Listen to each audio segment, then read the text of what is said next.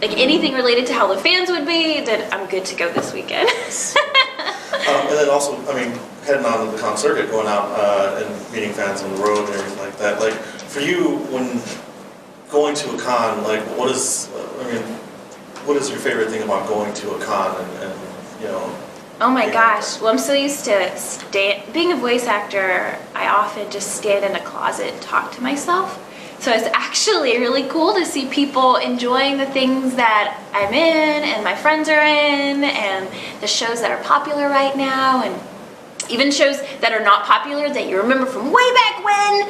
People celebrate and enjoying, and people of all races, all religions coming together because of a common interest. That's my favorite thing, and the reason why I'm here. I love it. For you, when you're on the con circuit and you're meeting fans, and you know, what do you think for you, for the fans out there who come to see you, what do you think is your most popular character that they reckon, you know, they meet you for and ask you to sign and stuff? Yeah, it actually changes every year, but a consistency I have is Happy the Cat from Fairy Tale. I've been playing him over a third of my life now. I started in 2011, and this year, so it's 2019/2020, 02 is really popular from Darling in the Franxx. Everybody loves 02, but it's really funny because I've been in anime for a long time, so everyone's got their favorites, and sometimes it's characters you don't realize, like, oh, that touched you? Oh my gosh, I did that so long ago, and you still love them, thank you. So you could never know. So you've started many of things. Your voice acting, filmography is very long. For you, like, how did you first get into the business of voice acting? Oh my gosh. Well, I'll try to tell you the short version. I'm from a little country town in Texas. I graduated high school with 20 people, so not a lot of people. And everyone there is either a farmer or a teacher. Well, I loved cartoons. I was the big nerd that was into cartoons. I'm sure you can relate. But so I always loved cartoons, and I was always drawn to that. And when I graduated from high school, I went to work for the Walt Disney Company at Walt Disney World with their college program. And there I got to see people doing exactly what they wanted to do with their lives. There'd be people that had worked there their entire careers just because they loved Goofy. And it just blew my mind. I'd never seen anything like it. And that's where I decided, okay, I think I want to be a voice actor. And so I looked up what was the closest place to my hometown that happened. And it was 2 hours away at Funimation, and I said, okay, I'll work there. Just like that. And Just like that. So I changed my college major to speech and communication because I was very, very shy. I didn't want to talk to anybody, so I had to get over that. And theater, so I could learn how to act. And through word of mouth and meeting people and just blessed in that direction, this is where I've been ever since. So I've been very, very fortunate. Wow, very cool. For you, going into doing your voice acting, the gigs that you sign on for, the roles that you take on, what would you say is like the most difficult thing about like voice acting for you? For me, it kind of changes all the time. So we have different challenges that come up. So when I was younger, when I first started out, I didn't think I could do any deep voices. I was like, I can only do kids and animals, that's it. So I went and auditioned for anyone else. I'd always like scan through and be like, are there any animals? Oh no. So back then I thought I couldn't do low voices or regular voices. And then I grew and learned more about my tool, and turns out I can, so there's always a next hurdle, a next way to get better. So it changes all the time. For me right now, my challenge is going in all the time and reminding myself to warm up between sessions, like before I go in. Because you get into the habit of just like, I'm just going in to do whatever. Happy the cat, it comes out naturally. But it's really important for you to take care of your vocal cords and warm up and things like that. So I'm trying to create that habit. Of the roles you've done already, what do you think? What role do you think is the most strenuous, like a voice to create for you? Oh, it kind of depends. So if I'm used to doing high-pitched voices, if I do high-pitched voice all day and you bring me in to do a low voice, it's really hard to get there because I've been up here for so long, and vice versa. If I'm like down here in my chest voice for a character, you bring me in there to do a high-pitched little bird for you, and it's really hard. So that's why warming up is so important, because you warm up both of those parts of your voice. So yeah, it kind of depends on the day.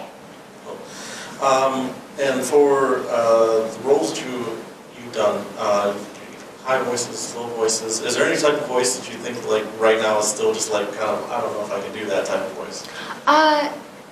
Yeah, actually there is. I have a hard time with a French accent. Very hard. It's because I was raised in North Texas. And, well, I think that's it. Yeah, I'm going to say French accents are very, very hard for me. Especially one of my best friends, she was taught French in high school. So she could do it effortlessly. And it's like, no. Very nice. And then going off of that, for like that. I'm sorry. It's all right. We're in this together. Yes, we are. Yes, and then for you, like, how much are you able to have control over, like, how you portray the voice besides the voice director there guiding you through like what they kind of want, like? How often do you get to like, well, let me try this and let's see if this works with it, and they're like, yes, I like that, let's go with that? Oh yeah, that's a great question. It kind of depends on the project. Talking about if it's American animation or if it's a video game or if it's anime. With anime, you kind of have your guiding light there because the Japanese is already there. So you want to be as authentic to the Japanese as we possibly can. But if you're with a director that trusts you and you trust, it kind of gives you this like, we're family, and I know we're going to be good. So it lets you try things. It lets you be a little bit braver, like, can I do this? And it may not work at all, and that happens. But that's why it's so important. I also direct. So that's why it's so important to make actors feel comfortable, because I feel like that's your job as a director, is I need to take care of you and make you feel safe in my hands so you have the ability to grapple into your, like, pull in that creative energy that you have as an actor. I gotta make you feel safe to do that. So yeah, it's totally a collaboration process. Yeah.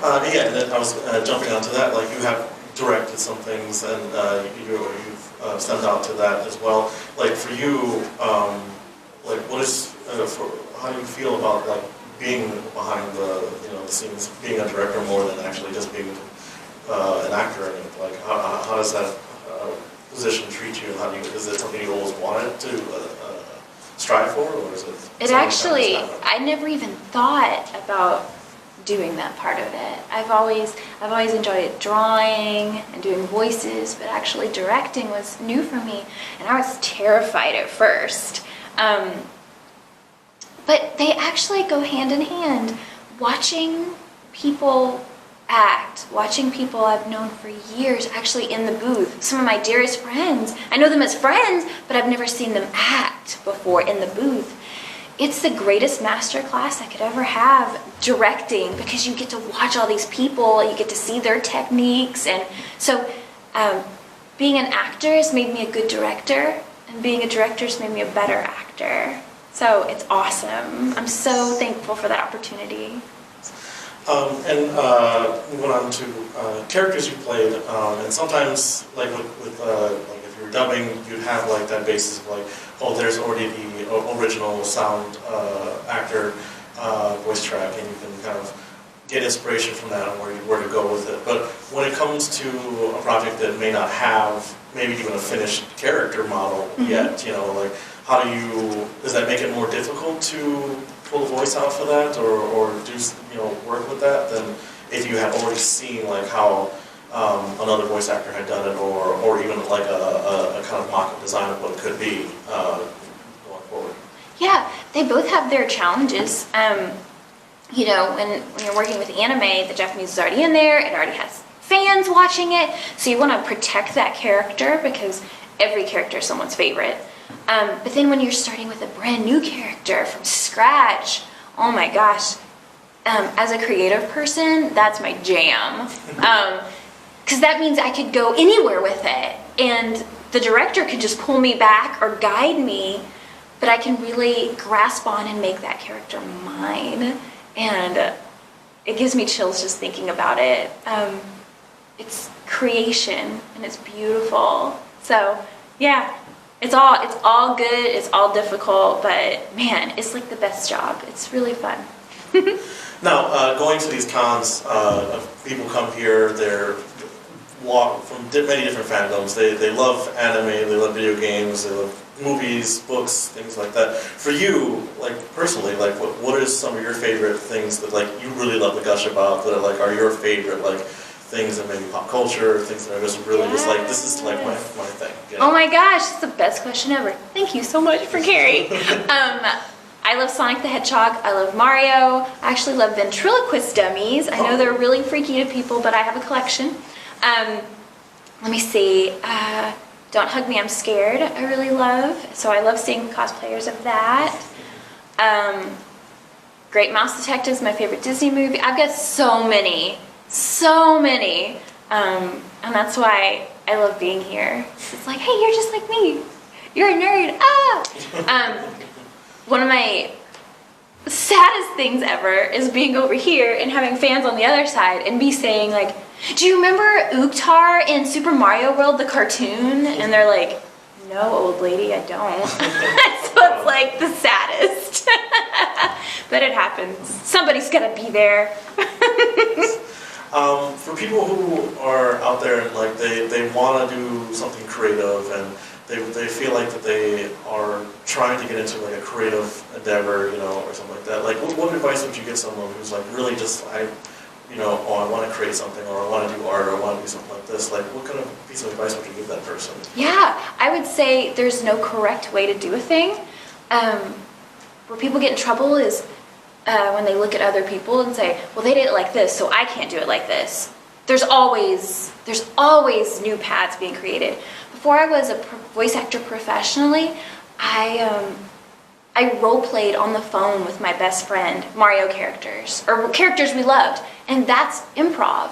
So even though maybe you're like, I want to be a voice actor, but I'm scared to go and do improv and stuff like that. I don't do improv. I don't do improv in a group setting, maybe one day, but that's how I began. And if you want to do freaking Attack on Titan fan art and that's what you're called to do, you draw, because that's drawing. If you start writing by writing fan fiction, you do it and you post it and you work your craft. I'm a very big fan of fan art in all its forms, because I think that's how we begin. And it's like training, like Naruto, training. So keep going. Whatever direction you're pulled into, just say yes. Just keep saying yes. You never know where the universe is going to take you. So yeah, that's my advice. And then final little fun question here. That people come to cons, they love to buy up things that they collect, or they have little hobbies for, or they build their cosplay things and everything like that. Do you have like a thing where you love to collect this, or you love to do this as a hobby, or anything like that? Yeah. Oh my gosh. Well, like I said, I do collect ventriloquist dummies. Plants. I'm a plant nut. I'm actually a master gardener. It's one of my hobbies. So walking around this hotel, at the end of my hall, there's a peace lily, and I was like, what's that peace lily? So while I was waiting for the elevator, I was like touching the soil. I was like, yeah, they watered this good. So I don't know, weird, I know, but that's why we're here, right? So plants, ventriloquist dummies. Oh, Haunted Mansion from Disney Disneyland, Oh, Disney nice. World. Haunted Mansion is, my thing. So I'm hoarding Haunted Mansion stuff right now. It was just the 50th anniversary. And so there's all this stuff you can get. So I've been like grabbing it. Well, thank you so much for stopping by and taking a few minutes out of your busy schedules for the interview. Thank you so much. You're so welcome. Have a wonderful rest of time. Thank you.